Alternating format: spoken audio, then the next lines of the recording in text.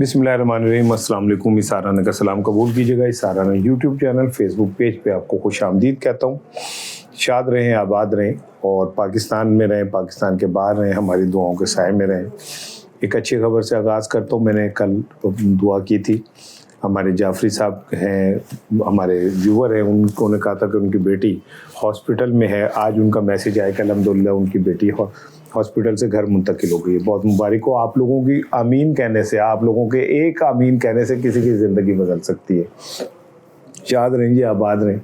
इमरान खान और उनकी बेगम के हवाले से जो इत्तलात आ रही हैं वो बड़ी तशवीशनाक है। मैं अमूमन आगाज़ नहीं करता अपने वीलॉग का इस तरह की बातों से, और अमूमन मैं कोशिश करता हूँ कि मैं आपको कोई ऐसी डिप्रेशन वाली बात ना दूँ जिससे आपको बजाय कोई एक अच्छी खबर देने के मैं किसी बुरी खबर की तरफ ले जाऊँ। उसकी रीज़न ये है कि मुझे ये पता है कि जो लोग भी हैं जो खान साहब से मोहब्बत करते हैं वो उनके हवाले से इतने परेशान हैं कि वो कहीं से एक ताज़ा हवा के झोंके का इंतज़ार कर रहे होते हैं। कोई ताज़ा हवा का झोंका आ जाए, को खान साहब के लिए अच्छी खबर मिल जाए। फिर जब मैं इस तरह की गुफ्तगू से आगाज़ करता हूँ तो मुझे खुद भी दुख हो रहा था कि यार मुझे क्यों मैं कर रहा हूँ। लेकिन फैक्ट्स आर फैक्ट। ओखे लंबे थे पेंडी ओखे पेंडे थे लम्बिया ने रावा इश्क दिया। इमरान खान तो एक लंबे इश्क के सफ़र का मुसाफिर है। आज इस पे मैंने बात करनी है, बड़ी इम्पॉर्टेंट है। और दूसरी बड़ी इम्पॉर्टेंट चीज़ ये कि मैंने कल आपसे कहा था कि एक फ़ैसला आना है जिस फैसले से हो सकता है कि पीटीआई के लिए मुश्किलात ख़त्म हो जाएं या कम हो जाएं, या उन्हें एक रास्ता मिल जाए, या एक उन्हें रोशनी की किरण नज़र आ जाए। आज वो फ़ैसला आ गया। उस फैसले में क्या हुआ और उस फैसले से जो तवक्कुआत थी पूरी हुई या नहीं हुई, इसके ऊपर मैंने बात करनी है। और तीसरी इम्पॉर्टेंट चीज़ खलीज की सूरत हाल है। उसमें तो अब मैं क्लियर बता दूं आपको कि अमेरिका के जो गुफ्तगू है उससे तो वो लगता है कि जनाब वो अभी जंग को बढ़ाना चाहता है। इसराइली भी यही चाहते हैं कि उनकी जंग किसी तरह बढ़े। बल्कि उनके एक वज़ीर का मैं इंटरव्यू सुन रहा था जिसमें उसने कहा कि हम वेट कर रहे हैं कि अमेरिका की तरफ से कोई इशारा हो रहा, हम अपना काम शुरू करें। दूसरी जानिब अमेरिका ने कल यानी आज सुबह, जब ये मैंने व्लॉग कर रहा हूँ तो आज सुबह अमेरिका ने जो तजावीज़ पाकिस्तान ने ईरान की तजावीज़ अमेरिका के हवाले की थी उस पर गौर किया और उसके बाद उन्होंने उसे ऑल आउट रिजेक्ट कर दिया। लेकिन मैं ये आपको बता दूं कि अमेरिका और ईरान में बराह रास्त राब्ते हो गए। पाकिस्तान को मैंने कल कहा था कि अमेरिका ने माइनस कर दिया है, तो मैंने पूरी जिम्मेदारी से आपको ये बात की थी कि इन मुज़ाकरात में पाकिस्तान का जो रोल है फैसिलिटेटर का वो अभी कायम है, वो कायम रहेगा। लेकिन इमरान वो जो एक था ना कि मुज़ाकरात का होस्ट ये वो, वहाँ से एरिना जो है कहीं और शिफ्ट होने लगा है। अब रूस भी बीच में कूद पड़ा है, उसने भी सालसी की पेशकश की है। और ईरान और रूस का कहना ये कि अब हम स्ट्रेटेजिक पार्टनर हैं, हम कोई वो नहीं है, हम बाकायदा अलाई हैं एक दूसरे के। तो इससे ज़रा खित्ते की जो सूरत हाल है मैं एक नज़र आपको डाल दूं कि रूस का सबसे बड़ा मुखालिफ सऊदी अरब पहुंच गया और वहां जाके उसने सऊदी अरब के दूसरे दौरे में उनके साथ दिफाई मुआहदा कर लिया। ईरान गया है, रूस, सऊदी अरब और ईरान आमने सामने खड़े हैं। अमरीकी सदर कहता है कि जी मुझे तो उकसाया ही सऊदी अरब के फरमा रवाने हैं। तो इससे आपको इस खित्ते की सारी कॉम्प्लिकेशंस जो हैं वो समझ आ रही होंगी। लेकिन बहरहाल पाकिस्तान के हाथ से गेम थोड़ी सी निकली है और ये गेम ज़रा बाहर निकली है। जो हमने एक कोशिश करके इसे अपनी मुट्ठी में बंद किया हुआ था कि पाकिस्तान के गिर्द सब चीज़ें घूमे, थोड़ा सा पाकिस्तान की ग्रिप कमज़ोर हुई है। उसकी रीज़न शायद ये है कि पाकिस्तान अपनी तमाम तर कोशिशों के बावजूद अमेरिका और ईरान के दरमियान जो ट्रस्ट डेफिसिट है उसे ख़त्म नहीं कर सका। अब मैं आता हूँ इमरान खान साहब की तरफ, लेकिन उससे पहले एक दिलचस्प खबर सुन लें। खबर ये है कि ये जो तेल की कीमतें और ये हुई, इसमें एक जब ईरान की और अमेरिका की जंग शुरू हुई तो ओगरा के कुछ ऑफिसर्स ने ब्रीफिंग दी शहबाज शरीफ को, और उस ब्रीफिंग में ये बताया गया कि जनाब अली पेट्रोल हमारे पास बहुत चंद दिनों का है, लिहाजा में फौरी तौर पे पेट्रोल की कीमतें बढ़ानी चाहिए और पेट्रोल की कंजम्पशन जो है वो कम करनी चाहिए। शहबाज शरीफ साहब ज़ाहिर है मतलब बादशाह आदमी ने, उनका तो बड़ी मेहरबानी कि बैन अल-अक़वामी उसमें से वो वक्त कट के थे थोड़ा जा उन्होंने गल सुन ली, कौम दे दी, उन्होंने कहा जी फ़ौरन पेट्रोल की कीमतें बताओ। पेट्रोल की कीमतें बढ़ गई। बाद में तहकीकात से साबित हुआ कि जनाब अली ओगरा के जो ऑफिसर थे जिन्होंने ब्रीफिंग दी बड़े, वो ऑयल कंपनियों के साथ मिल चुके थे और उनकी ब्रीफिंग से पहले ही तकरीबन 1 अरब का तेल सरगोदा और बावलपुर के कहीं सेफ हाउसेस नहीं, मतलब कुछ कमरे नहीं कि ना पेट्रोल पंप किया उन्होंने, जो भी उनके टैंकर शंकर वहाँ पे महफूज किया हुआ था। और जैसे ही कीमतें बढ़ी, वो पेट्रोल जो है ऑयल कंपनियों ने मार्केट में ले आए और अरबों रुपए की दिहाड़ी लगा ली। तो जिन्होंने ब्रीफिंग दी थी जाहिर है उन्होंने भी मौज मेला हो गया, पौं बारह हो गया। उन्होंने इस बारी बकरा ईद पे वो बकरा दें या हाथी दें या कोई 5-7 हाथी दें, उन्हें कोई फर्क नहीं पड़ता, और इतने पैसे उन्होंने कमा लिए हैं। इसकी तहकीकात फिर होनी शुरू हो गई, आपको पता है। लेकिन तैਨੂੰ पता पाकिस्तान में कोई तहकीकात कर लें, कुछ भी कर लें आप, मजाल है जो एक बंदे को भी सजा मिले। हाँ, ये कहा जा रहा है कि चूंकि सागदार साहब बहुत अरसे से नज़र रखे हुए हैं और उनके खारजा अमूर की जिम्मेदारी तो और भी कहीं ना कहीं से निभाई जा सकती है, जा रही है, तो वो पहले दिन से उन्होंने कि मुझे किसी तरह वजीर ख़जाना बना दो। अब ज़रा ये दावा कर रहे हैं कि औरंगज़ेब साहब की छुट्टी होने का इम्कान है। हालांकि औरंगज़ेब साहब वो इनके खाते में नहीं आए हुए, मौजूदा हुकूमत के खाते में नहीं आए। औरंगज़ेब साहब पैराशूटर हैं, आपको पता है पैराशूटर कहाँ से उतरते हैं, और वो वहाँ से उतरे हुए, उन्हें हटाना इतना आसान नहीं है। लेकिन इसके बावजूद भी कहा यह जा रहा है कि औरंगज़ेब साहब की गर्दन जाएगी और इसाक डार साहब जो है इस गर्दन के ऊपर बैठेंगे, क्योंकि उनका अल्टीमेट जो ख्वाहिश, अल्टीमेट जो ख्वाब है वो एक ही है कि मैं किसी तरह वज़ीर ख़जाना बन जाऊँ। हर दौर में उनका एक ही ख्वाब रहा है। मुझे नहीं पता कि क्यों बनते हैं या क्या नहीं, लेकिन असल ख्वाब मैंने आपको बता दिया। हाँ, मुझे ये पता है कि एक दफ़ा जब पाकिस्तान एटमी धमाका करने लगा था तो ये तय होना था कि डॉलर जो है वो पता नहीं 12 रुपये बढ़ेगा। ये बात सिर्फ चंद लोगों को पता थी। तो उस वक्त के वजीर मौसूफ ने, चूँकि सिर्फ उन्हें पता था और उन्होंने ही ऐलान करना था, तो कहा जाता है कि उन्होंने कौमी ख़जाने से पैसे लिए और उसके डॉलर लेके स्टॉक कर लिए। उसके बाद उन्होंने अगले दिन प्रेस कॉन्फ्रेंस की, प्रेस कॉन्फ्रेंस में डॉलर 12 रुपये बढ़ा, उन्होंने वो स्टॉक किया और डॉलर मार्केट में बेचा, अपनी दिहाड़ी लगाई, वो जो पैसे ख़जाने से लिए थे वापस जमा करा दिया। अब कोई कहेगा कि जिसमें क्या, उन्होंने तो बिल्कुल, इससे बड़ी बदयांती कोई नहीं होती, इसे कहते हैं वाइट कॉलर क्राइम। एनीवे, बात कहीं की कहीं चली जाएगी। मैंने तो आपको पेट्रोल की बता दिया। हाँ, कल के वीलॉग में एक मैंने गुफ्तगू की और उसमें मैंने बताया कि जी नवाज शरीफ के 28 IPPs हैं और नून लीग वालों के 16 IPPs हैं, जरदारी के 16 IPPs हैं, पीपल्स पार्टी का। वो एक्चुअली हुआ ये कि हम क्या लिखते हैं, हम वफा लिखते रहे, वो दगा पढ़ते रहे, एक नुक्ते ने महरम से मुजरिम बना दिया। हुआ ये है कि हमारे बेल्जियम में फैसल साहब हैं, हमारे भाई हैं, और वो इंटरनेशनल डिप्लोमेट हैं, बैनुल-अक़वामी सहूलतकार उन्हें कहा जाता है, और वो बड़े अच्छे व्लॉग भी करते हैं पाकिस्तान की सूरत हाल पर भी। उनकी एक पोस्ट मेरे पास आई, मैंने उसे जल्दी में सरसरी में देख के आपसे शेयर की। तो वो मैं फीसद को IPPs कहता रहा।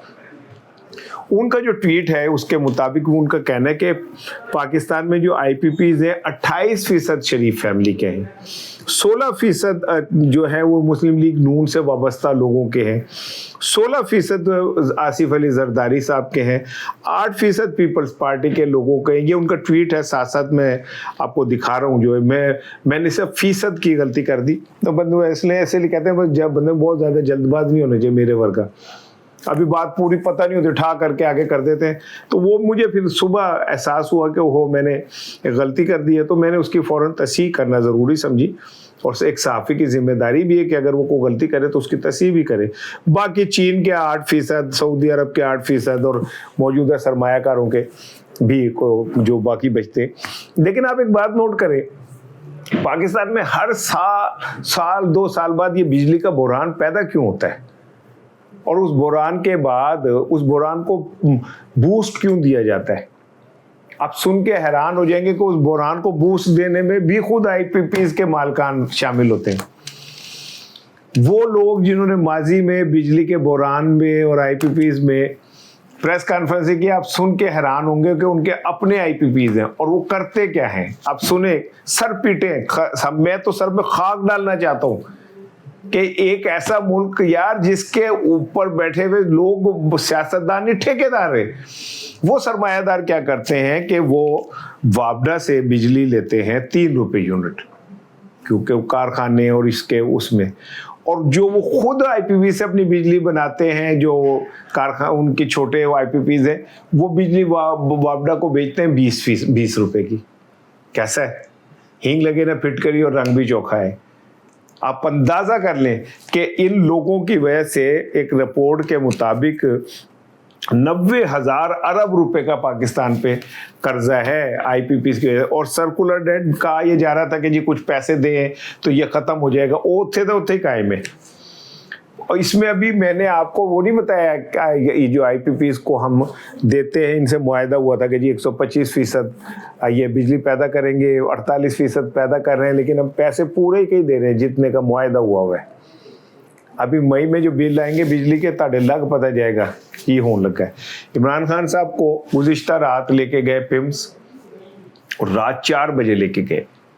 इससे आप अंदाजा करें कि ये कोई नॉर्मल आदमी, कोई नॉर्मल हम में से कोई भी कोई 4 बजे जब हॉस्पिटल जाता है तो क्या वो नॉर्मल कंडीशन होती है? क्या आप ये समझते हैं कि ये कोई नॉर्मल कंडीशन होती है कि रात 4 बजे हमारे कोई अजीज बीमार हो जाता है, हम खुद बीमार हो जाते हैं, और अगर हम रात को 4 बजे उठ के भागें तो इसका मतलब होता है कि कंडीशन बहुत खौफनाक है। खान साहब को गुज़िश्ता रात 4 बजे पिम्स लाया गया और कहा जाता है कि उनको इंजेक्शन लगाया गया, लेकिन कहा यह जा रहा है कि इमरान खान की हालत ठीक नहीं है। इस हवाले से अब एक नई कन्फ्यूजन पैदा हो गई है। सलमान सफदर साहब ने आके कहा जी उनकी हालत ठीक है, ज़राए दावा करते हैं कि जी उनकी हालत ठीक नहीं है, ज़राए दावा करते हैं कि उनकी अहलिया की भी हालत ठीक नहीं है। अब आज जब आप ये वीलॉग देख रहे होंगे तो डॉक्टर नदीम कुरैशी की निगरानी में टीम पहुंची है अडयाला, और उन्होंने जाके बुशा बीबी की आंख का मुआयना किया है। इसका मतलब है कि बुशा बीबी की आंख अभी सेटल नहीं हुई। और ये आंख का जो मर्ज है, ये मुझे नहीं समझ आ रही कि ऐसा क्या हो रहा है कि जनाब आंख का मर्ज कोट लखपत में भी जो असीर है, पीटीआई की लीडरशिप है, उनके मुतालिक भी कहा जा रहा है कि उनमें जो है कुछ को आंख की प्रॉब्लम पेश आ रही है। अब बुश जो इमरान खान के अहले खाना है और अलीमा साहिबा, वो कहती हैं कि उनका इल्ज़ाम है, वो कहती हैं कि हमें ऐसा लगता है कि इमरान खान के खाने में कोई ऐसा सब्सटेंस डाला जाता है जो क्लॉटिंग कर रहा है। वो कहती है हमारा भाई तो 4 घंटे एक्सरसाइज करता है, उसको क्लॉट कैसे पैदा हो सकता है? वो तो डाइट भी बड़ी परफेक्ट लेता है, उसको क्लॉट कैसे पैदा हो सकता है? वो जो खाता है उसे कंज्यूम करता है। वो कहती है कि उसकी खुराक में कुछ ऐसा दिया जा रहा है जिससे इमरान खान के लिए ये सारे मसाइल खड़े हो रहे हैं। और इसके सपोर्ट में वो ये कहती है कि अगर ऐसा नहीं है तो जो उसकी ब्लड रिपोर्ट्स हैं वो क्यों नहीं आप आवाम तक पहुँचाते, क्यों नहीं अदालतों में जमा कराते, क्यों नहीं अहले खाना को बताते? और दूसरी बात यह कि जब उन्हें हॉस्पिटल ले जाया जाता है तो आप क्यों नहीं अपने उनके अहले खाना को कॉल करते, जो दुनिया भर में SOP है कि अगर कोई क्या कहते हैं कैदी उसे हॉस्पिटल लेके जाना है तो उसके अहले खाना से उसकी अप्रूवल ली जाती है। इमरान खान के लिए ऐसा क्यों नहीं किया जा रहा? तो ऐसा लगता है कोई दाल में काला है जिसे छुपाने के लिए हुकूमत अपनी पूरी कोशिश कर रही है। आज मंगल थी, आज इमरान खान की बहनें फिर क्या कहते हैं अडयाला के बाहर थी। गर्मी, चिलचिलाती गर्मी, शदीद धूप। अगर आप वो देखें तो कैसे वो बहनें जो हैं उस धूप के अंदर बैठी हुई हैं, लेकिन धन हौसला है भाई नो का भी कि इसे कहते हैं पाकिस्तान की सियासी जद्दोजहद। मैं बेनज़ीर भुट्टो की सियासी जद्दोजहद और नुसरत भुट्टो साहिबा की सियासी जद्दोजहद को एक रोल मॉडल समझता था, जिसमें उन्होंने जुल्फ़िकार अली भुट्टो की गिरफ्तारी के बाद इस्टेब्लिशमेंट के ख़िलाफ़ एक तारीख़ी जद्दोजहद की। लेकिन जो जद्दोजहद इमरान खान की बहनें कर रही हैं अडयाला के बाहर, मैं उसे किसी तरह भी उस जद्दोजहद से कम नहीं कह सकता जो नुसरत भुट्टो ने की या फातिमा जिन्ना ने अपने भाई के लिए की।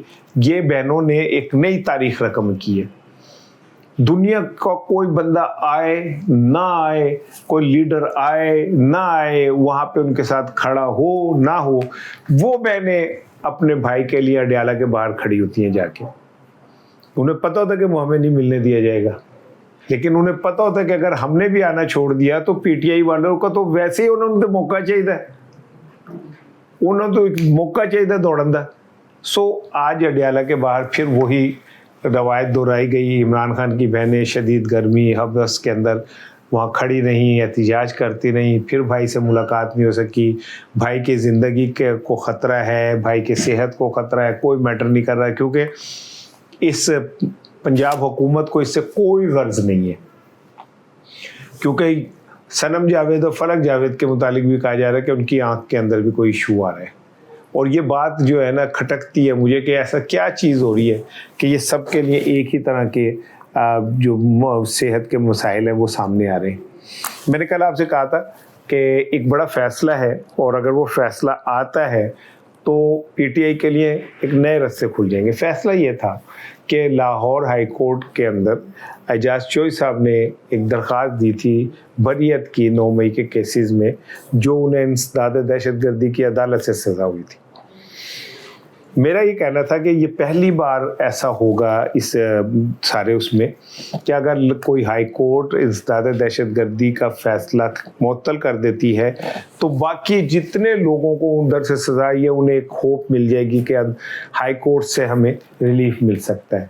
لیکن بدقسمتی سے اعجاز چوئی صاحب اور محمود الرشید صاحب کی دونوں درخواستیں جو ہے وہ مسترد کر دی ہیں لاہور ہائی کورٹ نے. ہاں اس میں افضال عظیم صاحب ہیں پی ٹی آئی کے کوئی رہنما، ان کی سزا جو ہے وہ معطل کر دی ہے. اس کا مجھے ابھی مکمل طور پہ نہیں پتہ چل رہا کہ یہ کیا ہے. میں اس پہ صبح کے ویلاگ میں بات کروں گا، میں اس پہ تھوڑا سا دیکھ لوں.